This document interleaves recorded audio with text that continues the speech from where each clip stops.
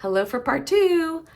I don't know if I can remember where I left off, and I don't know why I have to keep apologizing for being a rambler, but I mentioned in a video I did earlier this morning, and then I ran out of time because I had a client waiting on me, that one of my clients had sent me a YouTube video from someone who was teaching or reviewing or whatever, 11 oddly specific characteristics of, you know what? Oh, no, I can't. It's on my phone. Anyway, I'm going to put it in the description. And I was talking about, I've just listened to the first one and really identified with it. And for, whether you personally identify with it or it helps explain maybe some reactions that others have had with you when you say something or do something or commit to something that you don't then have an emotional reaction to until later. And it may be such a strong or negative emotional reaction that you want to change your mind. And people don't always respond well to that. They maybe don't understand where that's coming from. And the issue was, I think he called it an emotional delay. It's like in childhood, we were taught to stuff our feelings, to not talk, not trust, not feel. And so what we actually felt about something may come hours or days later, may come years later. Some of us, adults,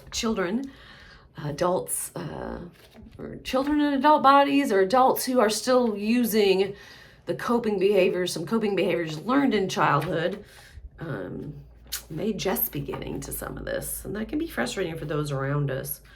But have grace with yourself. So what I wanted to share from the ACA, Adult Child of Alcoholics and or Dysfunctional Families, their daily affirmations was some things that gave me some ahas, along with some things I've been sharing recently. I've been freezing up more.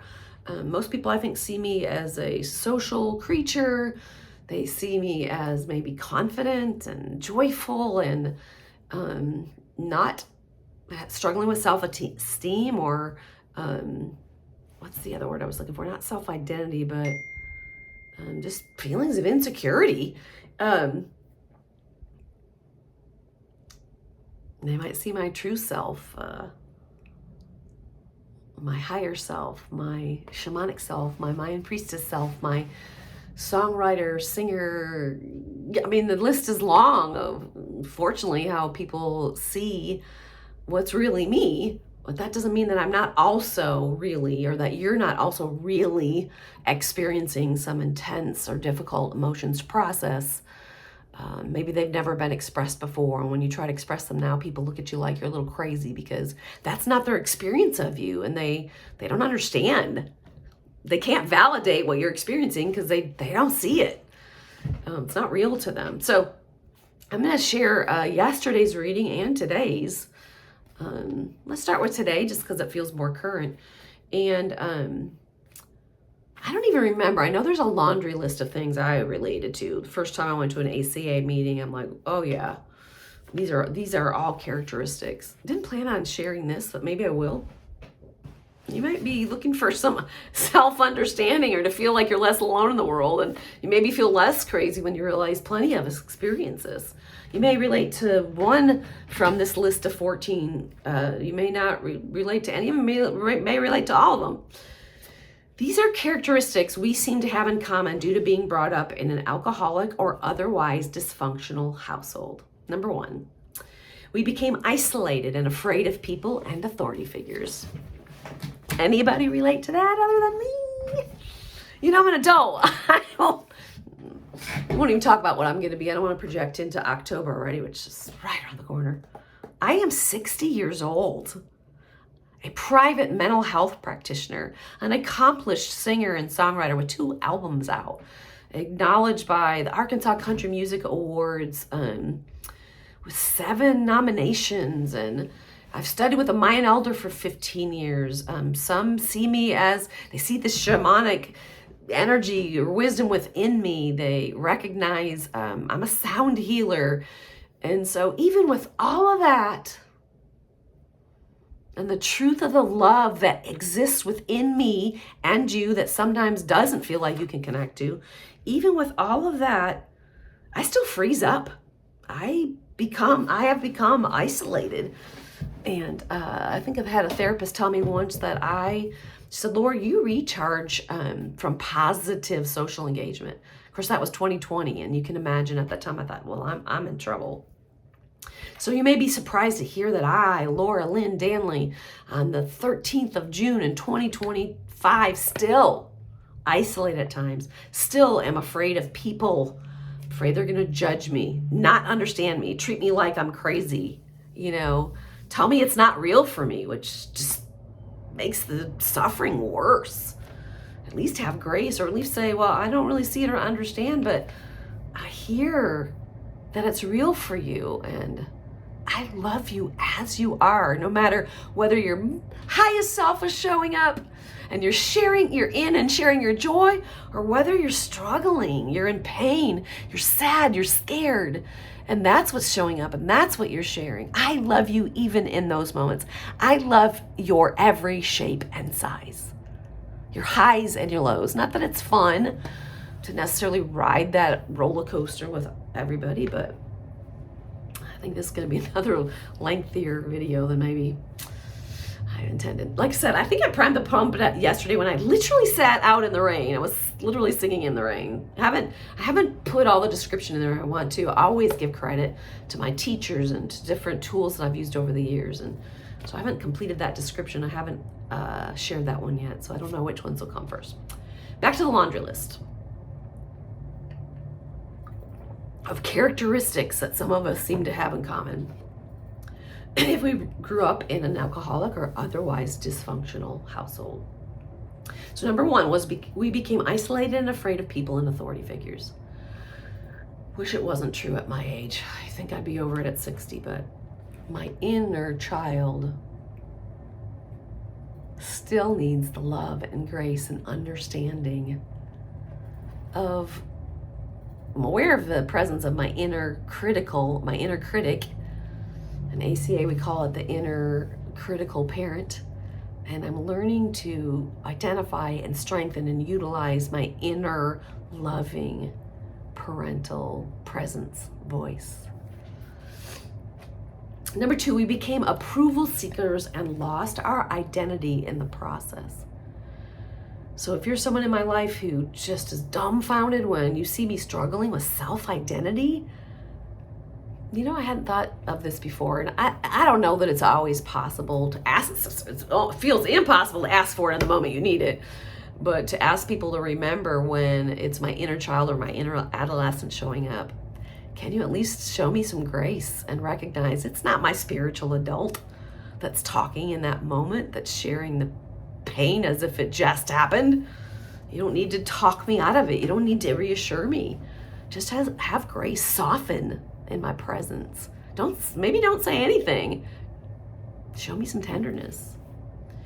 Show others in your life the same thing. Number three, we are frightened by angry people and any personal criticism. So if I'm sharing my pain with you and you get the resting bitch face, or worse yet, you scowl at me, or it's not a resting face, it's like you look disapproving, or even like you can get that what the fuck look on your face. That frightens my inner child. She's like, oh shit, oh shit, oh shit. I really am crazy. Nobody understands me. I am sorry to those around me who create with me and want to share feedback. They might not even think what they're sharing is criticism. So they certainly don't understand it when I freeze up because I experience it as personal criticism. And it feels devastating to my inner child. She felt wrong her entire childhood. I didn't even start this work till I was like 36 years old. And even at 60, we're still every age we've ever been, y'all. Not just me, all of us. And if you're not aware of that and you're not able to show up for yourself with love when your insecurities arise, when your pain or fear or sadness or terror from childhood bubbles up, you need this too, whether it's an ACA or Al-Anon meeting or the tools. I started leading some loving parent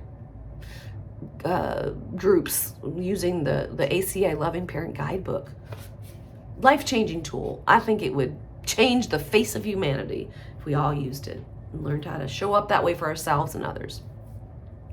Where are we? Number 4 on this laundry list.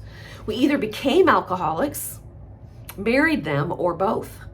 Or we found another compulsive personality, such as a workaholic, to fulfill our sick abandonment needs.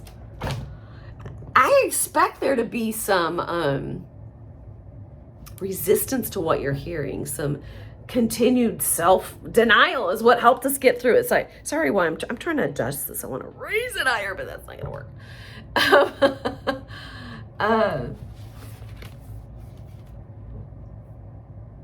Why would I want to fulfill sick abandonment needs? I mean, none of us want to feel abandoned or fear that all the time. Again, it's the inner child that experienced that in childhood and still fears it as an adult at times. Now, please understand, even I know when I say this, when I share it in a video like this, I don't experience this 724 anymore. I had somebody ask me recently, do you ever experience peace? I guess because when I'm sharing these tools, maybe it sounds like I don't, but yes.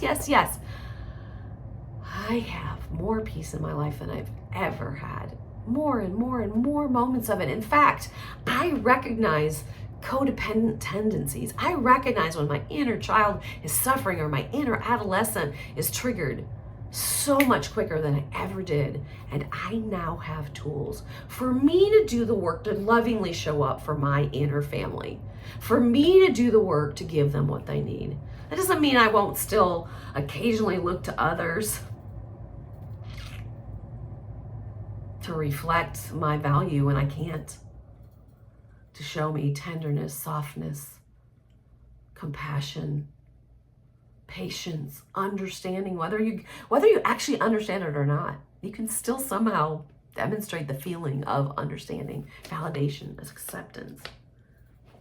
So no, I don't want to consciously fulfill my sick abandonment needs. That's how I was wired as a child, and so I've made decisions in my life and in my adulthood to recreate that. In therapy, we talk about, and so I share this with clients, we have a healthy, yet somehow unconscious drive to recreate, to reset the stage of our childhood pains so that we can heal and grow. So it's a healthy motivation, even though we're all driven by this unconscious drive or motivation. But it's a healthy desire to want to heal and grow, to want to reset the stage. So we recreate some of these relationships and patterns in our lives so that we can become, boy, this feels important. Please, if you hear nothing else, hear this. Hopefully you'll judge yourselves less, if not those around you. We recreate it because we want to heal and grow. We want to be more conscious of it so that we can heal and grow. We want to be more aware. I argued this point with somebody last year, and that's okay. You don't have to. No one that watches my videos has to agree with a thing I say. You can let it, I like to say, put it in the imaginary trash can or let it float on by like on a cloud if you don't. If it's not yours, it won't land. It won't resonate. And that's okay. I'm just sharing from my own heart, my own head, my own life experience, my own studies. Number 5, we live life from the viewpoint of victims. I don't see myself as a victim, but parts of me live that way at times and are attracted by that weakness in our love and friendship relationships. Perhaps we seek that because we feel safer around other people who are struggling like we are. Maybe. Or perhaps we have an overdeveloped sense of responsibility, and it is easier for us to be concerned with others rather than ourselves. This enables us not to look too closely at our own faults. Although most of us adult children have no trouble pointing out our faults and feeling like we're always at fault and we're always wrong. We're always the one that needs to make amends because surely we're the ones that fucked up. Laundry list trait number 7. Actually, there's a list of traits, and so I think that's what led me to this. I was about to read you today's affirmation, and I am gonna before we conclude this. Pause if you need to. Come back to it. If not today, some other day. Get to it whenever you get to it. Hear what you need to hear. Glean from it what you need. We have an overdeveloped sense of responsibility. It's easier for us to be concerned with others rather than ourselves. This enables us not to look too closely at our own faults because we need to break from self-judgment, maybe. Number 7, we get guilt feelings when we stand up for ourselves instead of giving in to others. At 60 years old, even with those that I do not doubt, I know they love me, in a creative process that I wish was just pure fun and joyful. When I'm trying to co-create with others, which I desire above all things, I say, my inner child literally has had panic attacks, feels so much anxiety and guilt around asking for what she needs. Again, this is not my competent, capable, spiritual, grown-up adult self with all these abilities, with an abundance of love and everything she already needs inside of her already. This is my inner child or my inner adolescent who needs my loving response, presence, patience. The inner critical parent would sound more like, grow up, get over it. What the fuck do you have to complain about? That's the inner adolescent. When I start cussing, the adolescent stepped in. It's like, really? Come on. You're just too sensitive. That couldn't possibly have happened. I know your family. They're loving. They're Christians. There's no way any of them ever treated you like your little child feels is true for her. She's stupid. She's dumb. She's mistaken. She is crazy. Ow. That's the inner critical parent. That doesn't sound at all like, does that sound like love? Obviously, that's not the inner loving parent. So we get guilt feelings when we stand up for ourselves instead of giving in to others. Number 8, we became addicted to excitement. I never associated this. Even now, if I wake up, I haven't. The last couple mornings I woke up early. I got to take a friend to the airport yesterday, so 4:30 is really early for me. Instead of coming home and going back to bed, which I had every right and permission to do, I went to Waffle House and treated myself. I came home and took a walk in the cool morning, and it felt so good. I recorded that video. I even sat out after the rain started. I was drenched by the end of the video. It was delicious. And so I woke up early and went for a walk again today. So I didn't have my same depressive cycle. There are tools that do help us with these things, but shaming ourselves, even blaming ourselves or others, doesn't help. Employ the tools that do. And being loving. I think people, they make the mistake of thinking if I validate my weaknesses, if I validate my pain, I'm giving myself permission to wallow in it. Oh my God, that is so not true. That's the opposite of true. I hope those who have ears can hear. When I validate my pain and give myself permission to become more conscious, more aware of its existence, when I recognize, at least with neutrality, if not self-compassion, tenderness, softness, the presence of disturbing thoughts and feelings, I am not giving myself permission to just disappear in that. I'm not wallowing in it. I'm healing it with loving, gentle presence. We were reminded of a saying I learned from Al-Anon or probably ACA in our group yesterday. Again, utilizing an ACA tool, a loving parent guidebook. I'm learning to reparent myself. I'm learning to strengthen that inner, wise, caring, loving voice and to treat myself with love, humor, compassion, and respect, I think. Pick one or all of those and see if you can increase them in your lives. Number 9, we confuse love and pity and tend to love people we can pity and rescue. Number 10, we have stuffed our feelings from our traumatic childhoods and have lost the ability to feel or express our feelings because it hurts so much. Yes, even now.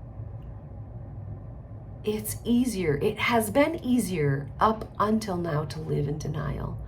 So when a 60-year-old person is sharing their pain with you like it just happened, know that for them it feels like it just happened. It feels like it's still real.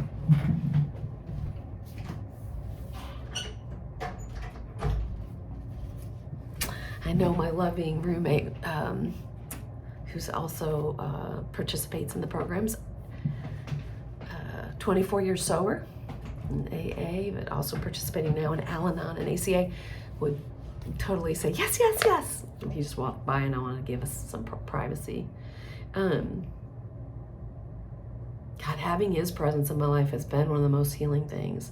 It doesn't look at me like I'm insane when I share the pain that bubbles up like it just happened an hour ago or yesterday, and it might have happened 50 years ago, literally, or more. 11, we judge ourselves harshly and have a very low sense of self-esteem. I'm closing my eyes because, again, those of you who are watching this, even if I'm brand new to you and you see or experience my energy in these videos and the love that's present, may think, you have low self-esteem, really?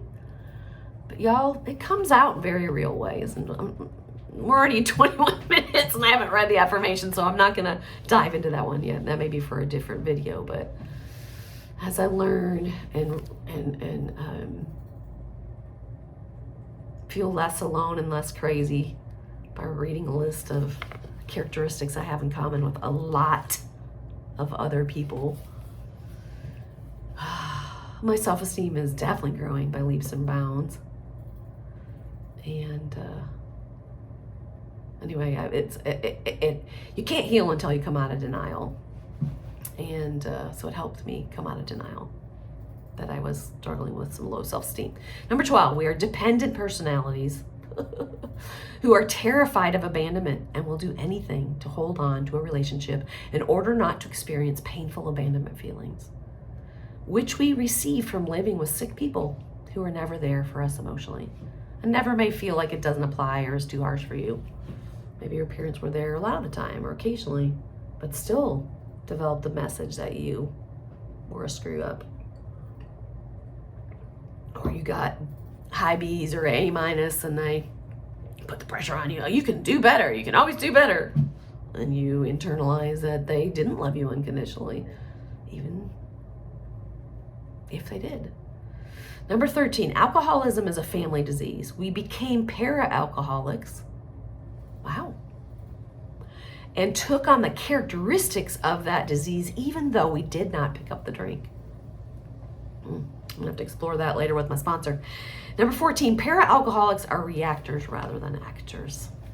Anybody out there other than me feel like you react in a way that doesn't match the current situation? Because you're reacting from a younger part of you, a pained part of you. All right, June 13. Trait 7. I got to the laundry list because I was going to look at the traits, but not today. Trait 7. We got guilt feelings when we stand up for ourselves instead of giving in to others. Well, that's interesting. So it must be a trait as well as maybe the laundry list is the traits. I don't know. Anyway. Oh my God, I relate to this. Believe it or not. Yes, I get guilt feelings. I freeze. I want to vomit. Happened very recently.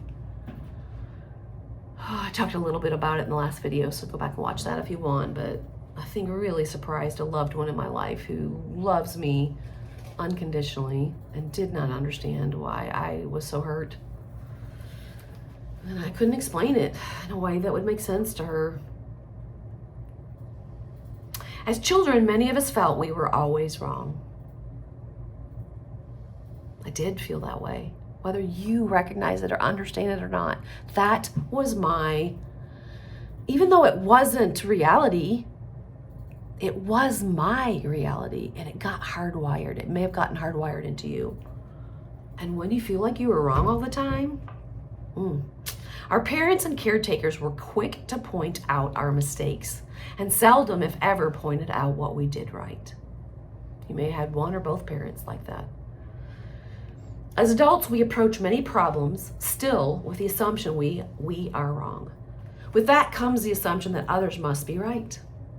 When asked our opinion, we often vacillate, attempting to read the face of the person we're speaking to so we can decide which response matches their opinion, because that feels safer. Sound exhausting?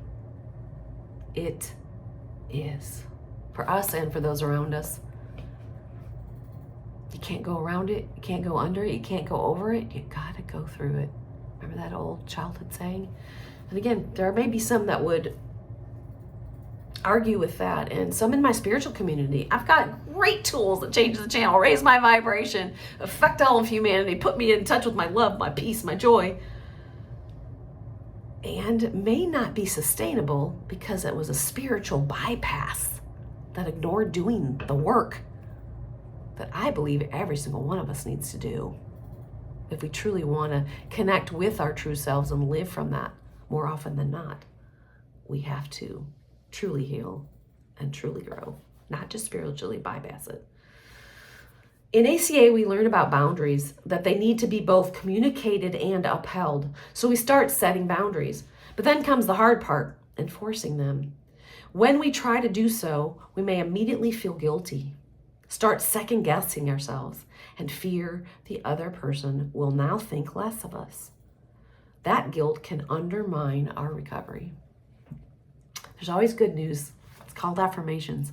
It affirms what we have experienced, what we may be experiencing in this moment, even though it's an old pain.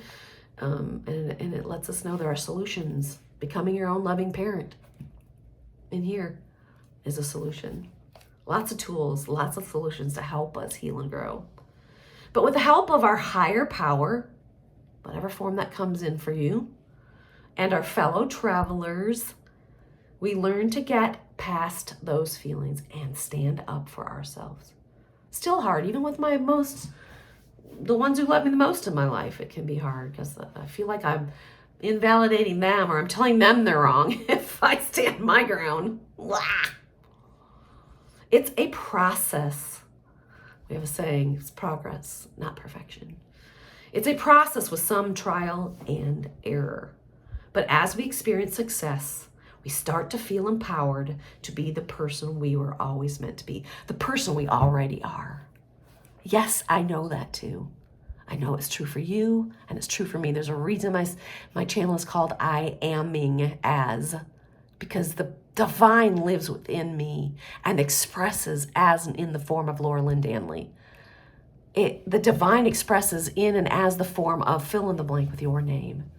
It's true whether it feels true to you or not, whether you understand that or live from that or not. On this day, I know any guilt I feel for not giving in to others will pass, and my recovery will be strengthened by my ability to value myself. I could stop right here. I sure didn't expect part 2 to be nearly 30 minutes, but I love you, I love you, I love you. If you need to tune out right now, go ahead and do it. If you want to stick around, I'm going to go ahead and read yesterday's affirmation on shame. Shame blinds us to the fact that love is inside each of us, waiting to be discovered. Shame blinds us to the fact that love is inside each of us, waiting to be discovered. Learn how to recognize the contraction. I know I'm shaming myself, or I feel shamed by others for not being far enough along in this process, not just being in my true self. When I'm in contraction, my body literally gives me cues.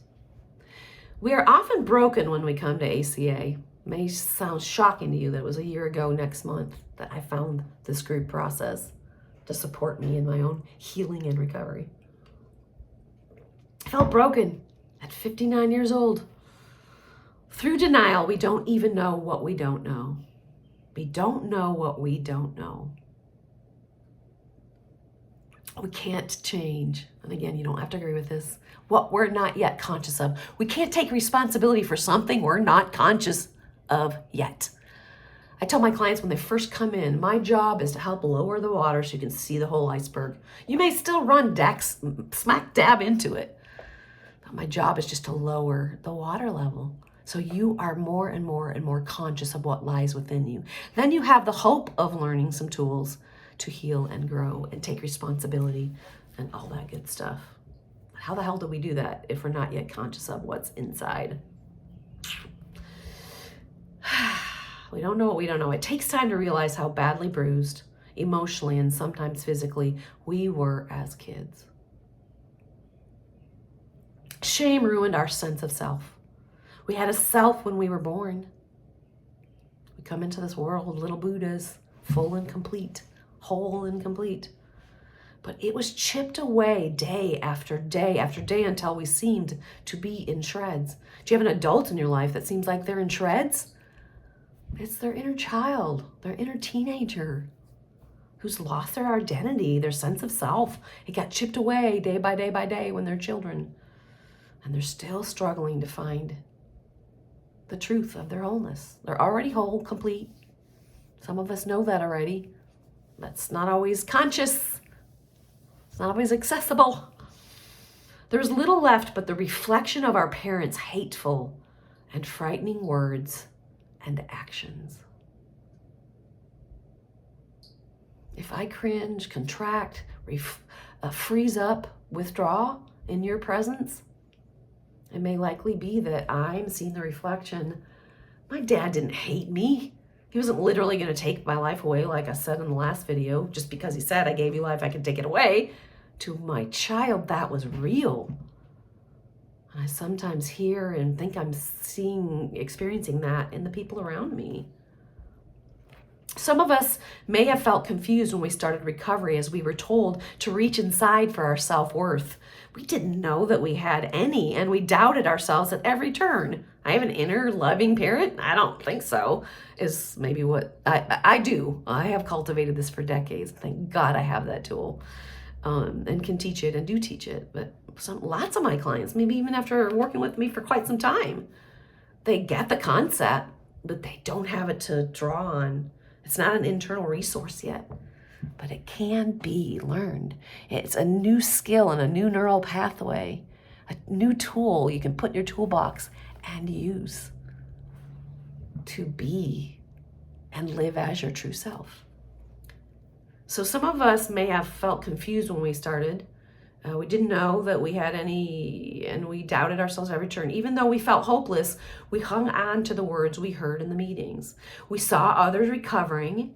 Why are they so happy? I was so sad, and I cried and cried for the first, I don't know how many sessions. I'm like, what do these people have to be happy about? They must not be in as much pain as I am. And now I know why. They've cultivated serenity. Their joy and their peace is real because they have tools and they practice it on a regular basis. They continue, even after decades, to go to meetings, to call upon fellow travelers, to use these tools. So we saw others recovering and it felt hopeful. It helped to read the literature on a daily basis. And eventually we felt a shift happening.